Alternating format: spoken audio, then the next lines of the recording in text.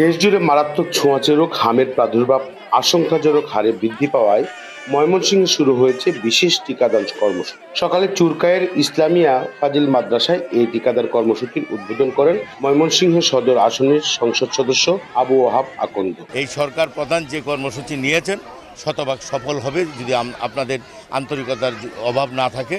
আমরা আমাদের যার অবস্থান থেকে আমরা সেই হামকে প্রতিরোধের জন্য কাজ করবো ইনশাআল্লাহ।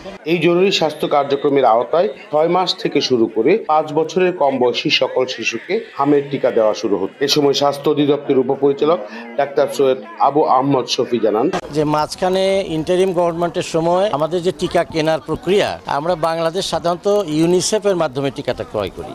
তো মাঝখানে ইন্টারিম গভর্নমেন্টের সময় তারা ইউনিসেফ ছাড়া আরও একটি প্রতিষ্ঠানের মাধ্যমে কেনার একটা প্রক্রিয়া চলছিল। আলটিমেটলি সময়ের কারণে তারা সেটি সম্পন্ন করতে পারেনি।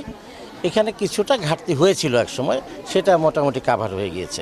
অন্তর্বর্তীকালীন সরকার ইউনিসেফের পাশাপাশি আরও একটি প্রতিষ্ঠান থেকে টিকা কেনার প্রক্রিয়া চলেছিল, কিন্তু তা সময় মতো শেষ না হয় টিকার ঘাটতি দেখা হয়। তবে এখন সেই ঘাটতি পূরণ হয়ে গেছে।